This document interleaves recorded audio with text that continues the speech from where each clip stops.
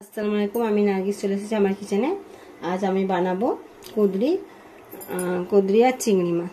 তো প্রথমে আমি কড়াইয়ে তেলটা গরম করতে দিয়ে দিলাম, কিছু সময়ের জন্য তেলটা গরম হতে ছেড়ে দিলাম।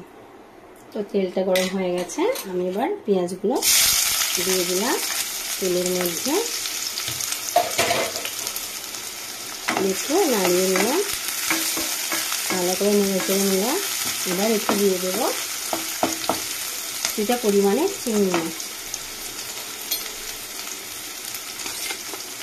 কিছুটা পরিমাণে আমি দিয়ে দিচ্ছি চিংড়ি মাছ।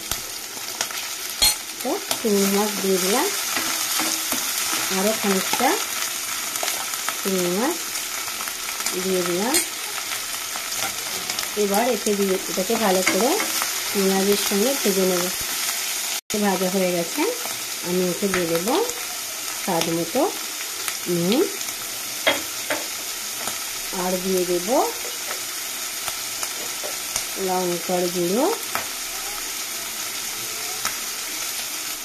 আর দিয়ে দেব হলুদের গুঁড়ো।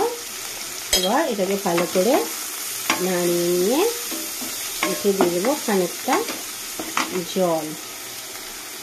জল দিয়ে মাছটা ভালো করে সেদ্ধ হয়ে উঠে দেবো। তো এটা এবার নাড়িয়ে চাড়িয়ে এর মধ্যে কিছু সময় ধরে ঢাকা দিয়ে দেবো।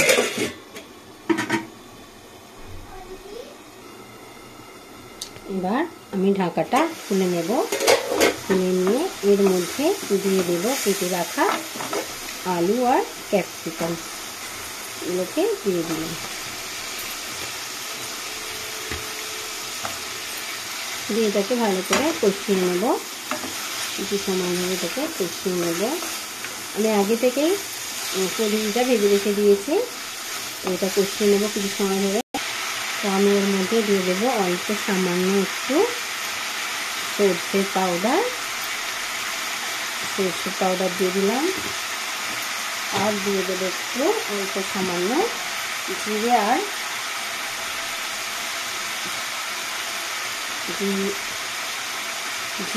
ধনে গুঁড়ো, এগুলো ভালো করে নেড়ে চেড়ে নেব, ভালো করে কষিয়ে নেব, কিছু সময় ধরে কষিয়ে নেব। তো আমি এবার এতে ভেজে রাখা কুঁদরিগুলো দিয়ে দিচ্ছি, এই ভেজে রেখেছিলাম এগুলো দিয়ে দিলাম, কুঁদরিগুলো দিয়ে দিলাম, দিয়ে এগুলো একসঙ্গে ভালো করে কষাতে হবে। কিছু সময় ধরে ভালো করে তা কষিয়ে নিতে হবে। তো আমার এটা কষানো প্রায় হয়ে এসেছে, আর কিছুক্ষণ সময় এভাবে কষিয়ে নিচ্ছি। তো এবার এতে আমি জল দিয়ে সেদ্ধ করতে দেবো। তো আমি আগে থেকে কুঁদরিটা ভেজে রেখেছিলাম, দিয়ে চিংড়ি মাছ দিয়ে কষিয়ে নিলাম। এবার আমি এতে দিয়ে দেবো জলটা দিয়ে আমি এটা এবার সেদ্ধ হতে ছেড়ে দেবো। জল দিয়ে দিলাম, জল দিয়ে দিয়েছে।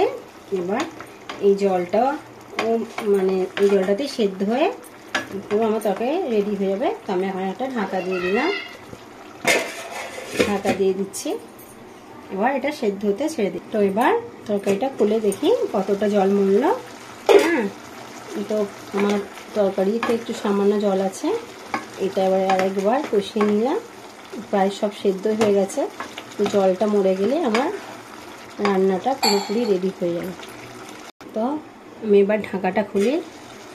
তো আমার কুঁদরি রান্না পুরোপুরি রেডি।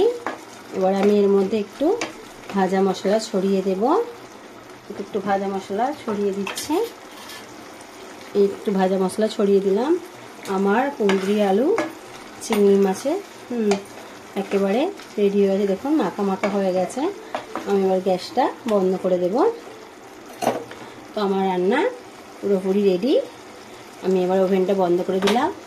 তো আমার রান্নাটা যদি আপনাদের ভালো লাগে আমার চ্যানেলে সাবস্ক্রাইব করবেন, লাইক করবেন, শেয়ার করবেন, আর কমেন্ট বক্সে জানাবেন কেমন হয়েছে। আজকের মতো এতটা, আবার নতুন কোনো রেসিপি নিয়ে আপনাদের সামনে হাজির হব। খোদা হাফেজ।